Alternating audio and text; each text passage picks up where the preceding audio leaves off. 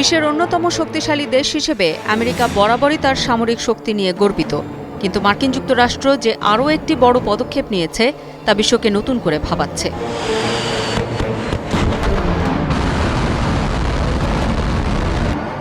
ইউরোপে আমেরিকা তার সর্বাধিক শক্তিশালী পারমাণবিক অস্ত্র মোতায়েন করেছে, জানিয়েছেন মার্কিন যুক্তরাষ্ট্রের ন্যাশনাল নিউক্লিয়ার সিকিউরিটি অ্যাডমিনিস্ট্রেশনের পরিচালক জিল রুবি। তিনি জানিয়েছেন, আমেরিকা ইউরোপে তার পারমাণবিক অস্ত্র মোতায়েন করলে পুতিন কি চুপ করে বসে থাকবে?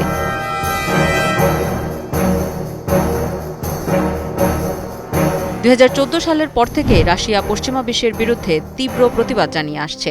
তার মধ্যে এই নতুন পদক্ষেপ কি রাশিয়াকে আরও উত্তেজিত করবে না?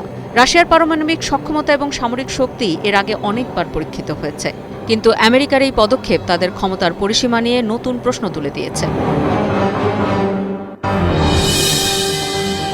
রাশিয়া বিশ্বব্যাপী পারমাণবিক সক্ষম বোমা এবং ক্ষেপণাস্ত্র মোতায়েনের বিরুদ্ধে আমেরিকাকে সতর্ক করেছে।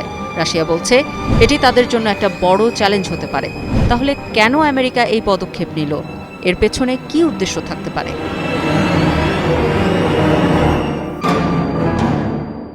2024 সালের নভেম্বরে মার্কিন নেতৃত্বাধীন পশ্চিমা দেশগুলো ইউক্রেনকে রাশিয়ার গভীরে হামলা করার জন্য দীর্ঘ পাল্লার বিদেশি অস্ত্র ব্যবহার করার অনুমতি দেয়। এর প্রতিক্রিয়া হিসেবে রাশিয়া তার পারমাণবিক মতবাদে পরিবর্তন এনেছে।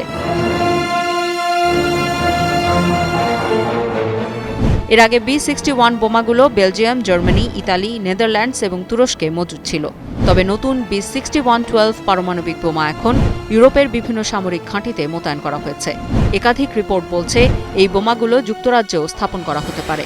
এর ফলে আমেরিকা রাশিয়া সীমান্তের কাছে আরও শক্তিশালী পারমাণবিক অস্ত্র মোতায়েন করেছে, যা পুতিনের জন্য নতুন এক চাপের সৃষ্টি করছে। পেন্টাগন তার পারমাণবিক প্রতিরোধ কৌশলে ব্যাপক পরিবর্তন এনেছে।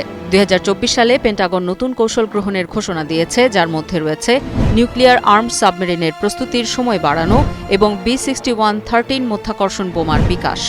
এর মাধ্যমে আমেরিকা আরও শক্তিশালী লক্ষ্যবস্তুতে আঘাত করতে সক্ষম হবে। এছাড়া যুক্তরাষ্ট্র এরই মধ্যে নতুন বোমার সংস্করণ তৈরি করতে কাজ করছে। এর ফলে রাশিয়ার সামনে একটি নতুন পারমাণবিক প্রতিযোগিতা শুরু হতে পারে। কিন্তু আমেরিকা কেন এত দ্রুত তার পারমাণবিক অস্ত্র মোতায়েন করছে? ইউক্রেনে রাশিয়ার আক্রমণ এবং পশ্চিমের প্রতিক্রিয়া কি আসলে বিশ্বযুদ্ধের একটি নতুন অধ্যায়ের সূচনা করছে? পুতিনের রাশিয়া এবং আমেরিকার মধ্যে পারমাণবিক অস্ত্রের প্রতিযোগিতা কি এক নতুন অগ্নিপরীক্ষা তৈরি করবে?